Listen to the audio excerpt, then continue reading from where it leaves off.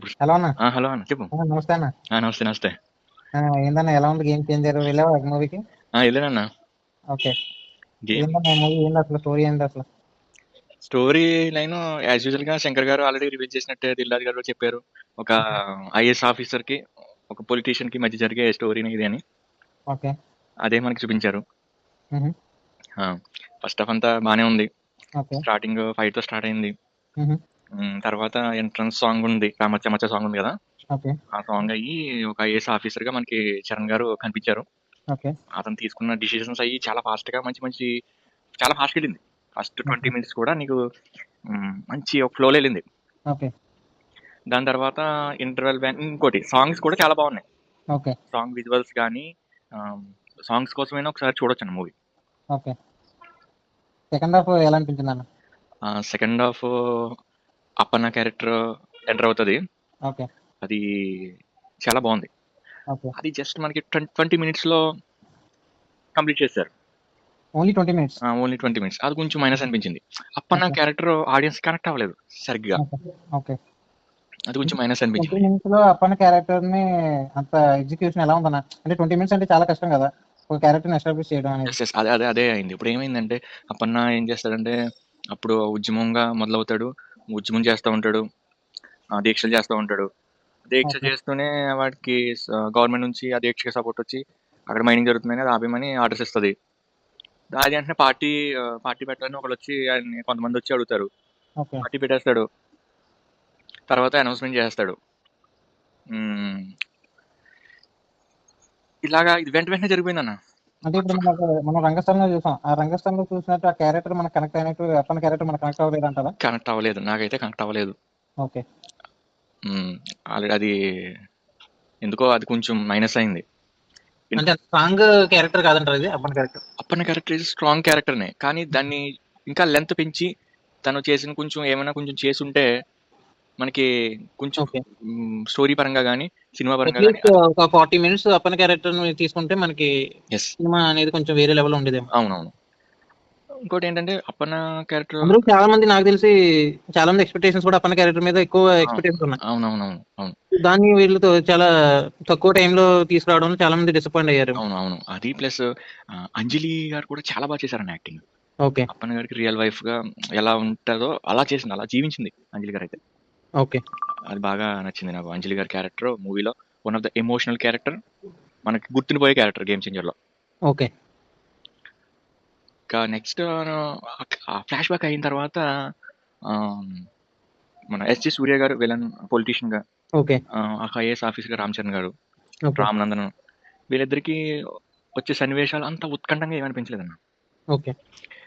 అలా సాగిపోతుంది. ఇంట్రెస్టింగ్ గా ఏం లేదు. ఇంట్రెస్టింగ్ ఏమీ లేదు. ఓకే. క్లైమాక్స్ కూడా చాలా సింపుల్ గా తెలిసినట్టు అనిపించింది. ఓకే. క్లైమాక్స్ ఫైట్ కూడా నాకు అంతగా అనిపించలేదన్న. ఓకే. అంటే రొటీన్ గా అనిపించింది. చాలా రొటీన్ గా అనిపించింది. ఓకే. శంకర్ క్లైమాక్స్ లో లేదు, శంకర్ మూవీ క్లైమాక్స్ లో లేదన్నది. ఓకే.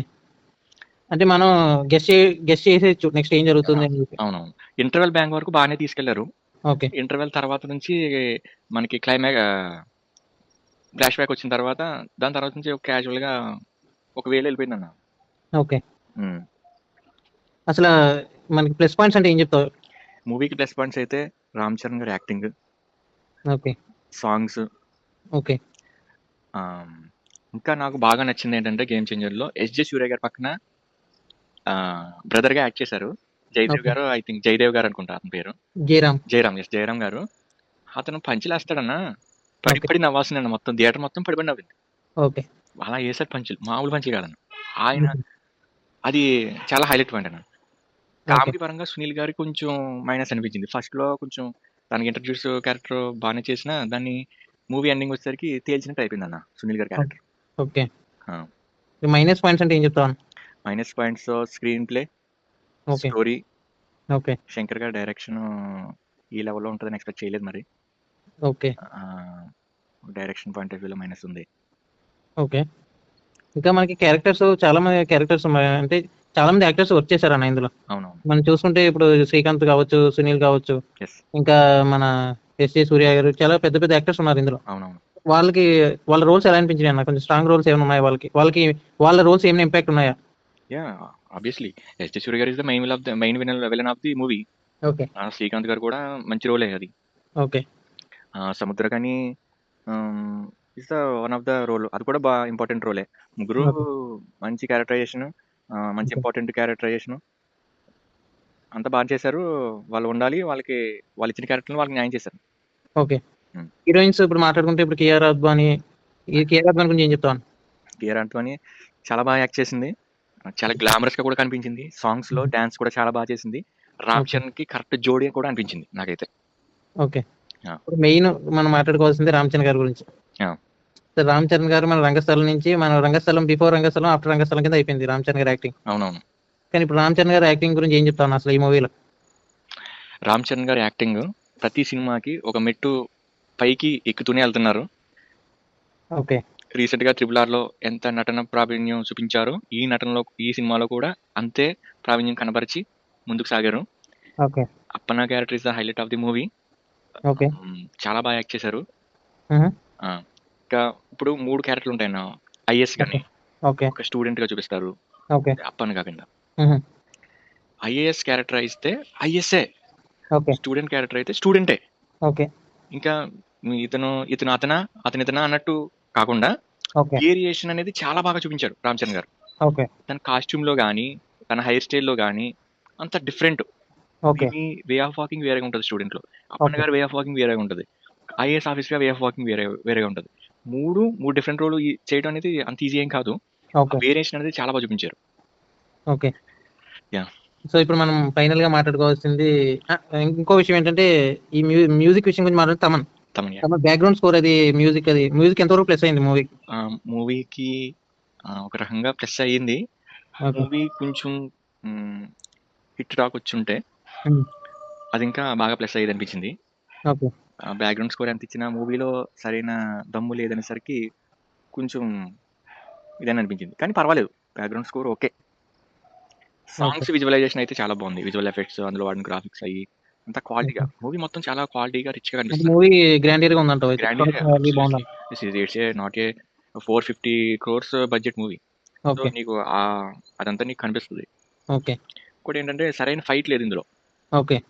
క్లైమాక్స్ ఫైట్ కానీ, స్టార్టింగ్ ఫైట్ కానీ అంత ఇదిగా ఏమీ లేదు. ఓకే.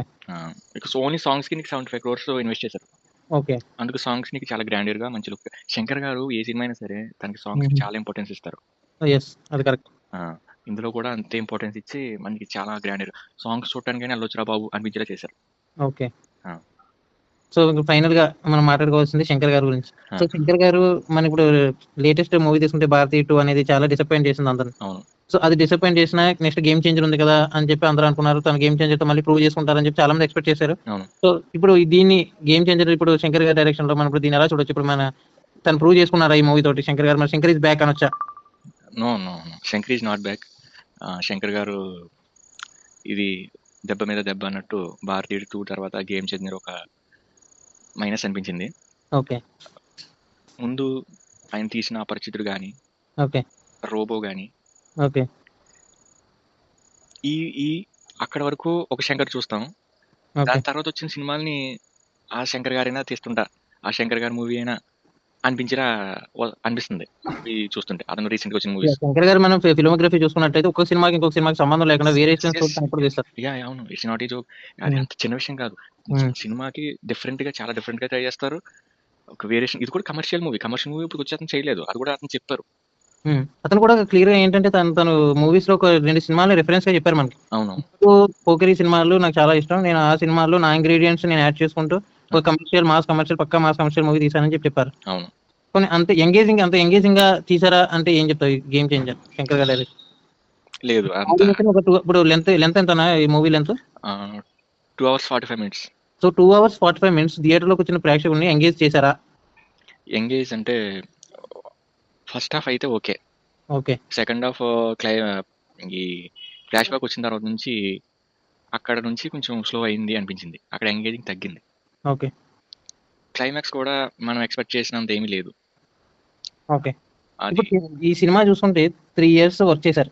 సో 3 చేసినప్పుడు మనకి మనం చూసాం కొంచెం 'భారతీయ 2' ఇది సైమల్టేనియస్‌లా వర్క్ అయినాయి. 2 సినిమాస్ సైమల్టేనియస్‌లీ వర్క్ అయినాయి. 2 మూవీస్ కూడా. అవునవును. శంకర్ గారు ఒక పక్క 'భారతీయ 2' వర్క్ చేస్తూనే, ఒక పక్క మళ్ళీ 'గేమ్ చేంజర్' వర్క్ చేయడం. సో మధ్య మధ్యలో గ్యాప్ రావడం ఇదంతా జరిగింది. సో దీనివల్ల స్టోరీకి ఏమైనా ఇంపాక్ట్ జరిగిందని మనం అనుకోవచ్చా? తప్పకుండా జరిగిందేమో అనిపిస్తుంది నాకైతే. ఓకే. తప్పకుండా. ఎందుకంటే ఇప్పుడు అది సినిమా is not a small project. It's a big project. Okay. అదంత చిన్న విషయం ఏం కాదు కదా! ఒక పెద్ద విషయం సినిమా అంటే.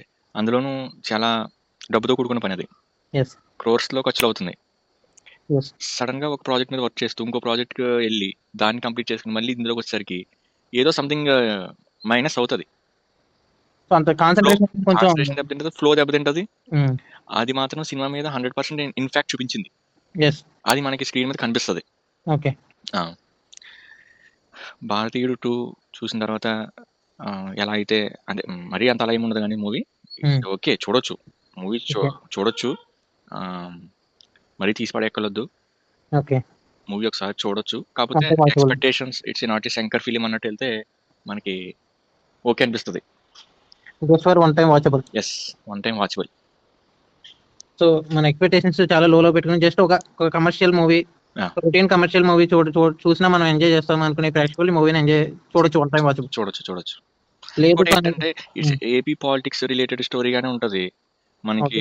సో ఇది ఆల్రెడీ మనకి కొంచెం హింట్ ఇచ్చారు కాబట్టి మన ముందు కొన్ని సీన్స్ ఇందులో యాడ్ చేసామని చెప్పి. అవునవును. అది మనం చూసేసింది ఆల్రెడీ ఎలక్షన్. ఇది గనుక ఎలక్షన్ టైమ్‌లో గాని ముందు గనుక వచ్చుంటే ఒక మంచి టాక్‌తో రన్ అయ్యిందది. ఓకే. ఇది ఆల్రెడీ స్టోరీ చూసేసిన ఫీలింగ్ రియల్‌లో ఎలక్షన్ చూసిన తర్వాత అక్కడ ఎలక్షన్ రిలేటెడ్ సీన్స్ అయి రావటం క్లైమాక్స్‌లో ఓకే. మనకి అంత ఉత్కంఠంగా అంత కనెక్ట్ అవ్వదది. ఓకే. ఎలక్షన్ టైమ్‌లో గనుక ఈ మూవీ వచ్చుంటే మంచి పేరు తెచ్చుకునేదని నా ఫీలింగ్. సో ఇప్పుడు మనం కొంచెం 'పవన్ కళ్యాణ్' రిఫరెన్స్‌లు ఏమైనా యూజ్ చేసుకున్నారా మూవీలో? ఎందుకంటే ఇది పొలిటికల్ స్టోరీ కాబట్టి. అవునవును. వాళ్ళు కూడా చెప్పారు. సో మనకి ఇక్కడ ఏపీలో జరిగిన సీక్వెన్సెస్ కొన్ని తీసుకున్నామని చెప్పి. ఆ! సో 'పవన్ కళ్యాణ్' రిఫరెన్స్ ఏమన్నా మూవీలో ఏమైనా కనిపిస్తుందా?